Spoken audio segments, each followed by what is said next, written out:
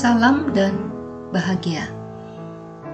Perkenalkan, saya Liliana Tangguh, CGP dari Kabupaten Biak Numfor, Provinsi Papua.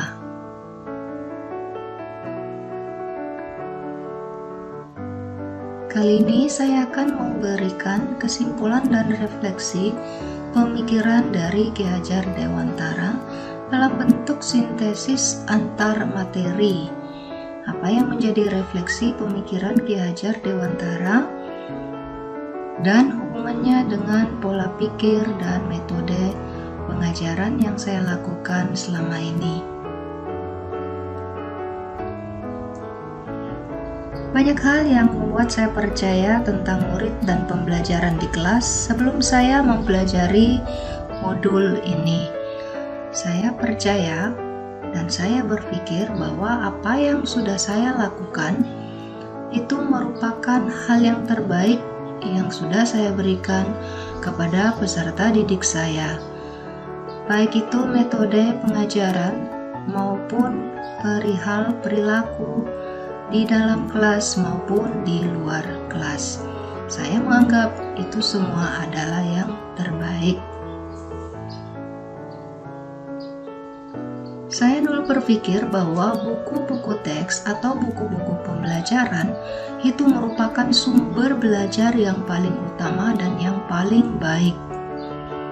Di dalam memberikan materi, saya juga masih sering menggunakan suara yang keras sehingga pembelajaran yang saya lakukan atau transfer informasi tentang materi pembelajaran saya masih kurang menyenangkan sehingga membuat peserta didik merasa tertekan di dalam menerima pelajaran.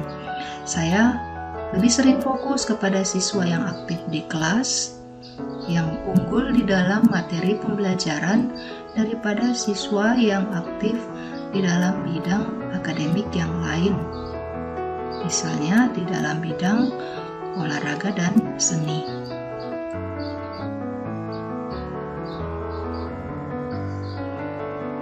Sebagai guru, saya merasa sangat senang dan merasa sangat bangga ketika peserta didik saya mendapatkan nilai yang terbaik atau nilai yang sempurna, karena saya berpikir bahwa nilai adalah segalanya. Nah, kemudian apa yang berubah dari pola pikir dan perilaku saya setelah mempelajari modul ini?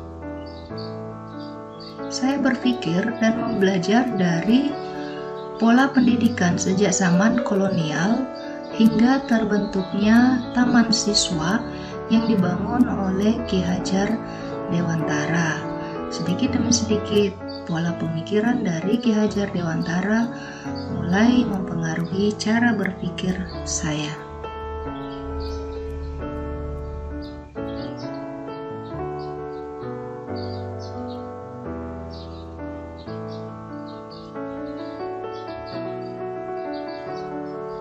Kaitannya dengan filosofi pendidikan, pembelajaran yang membosankan berubah menjadi pembelajaran yang menyenangkan dan membuat siswa-siswa kita merasa bahagia dan tidak tertekan dalam belajar.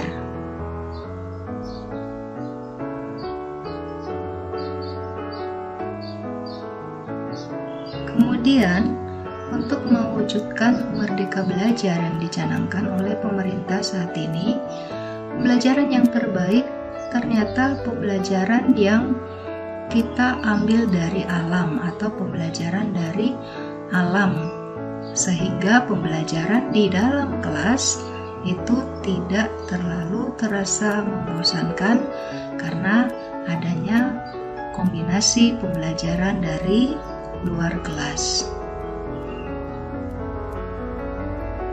Untuk mewujudkan merdeka belajar serta filosofi dari Ki Hajar Dewantara, ada pendekatan-pendekatan baik sosial budaya maupun dari segi agama dan bahasa untuk mewujudkan kelas yang aktif serta dengan menggunakan metode pembelajaran yang menyenangkan.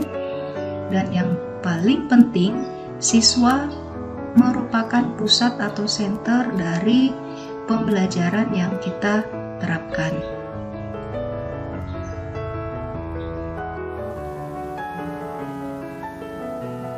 Semboyan Ki Hajar Dewantara hingarso seng tulodo hing madya mangunkarso tutwuri handayani merupakan jiwa dari pendidikan di negara kita saat ini, menjadi pembelajaran yang berpusat pada anak dengan berusaha untuk menumbuhkan profil pelajar Pancasila, sehingga dari profil pelajar Pancasila yang sudah terbentuk akan lahir transformasi pendidikan. Baik, demikian yang bisa saya kemukakan. Sekian dan terima kasih.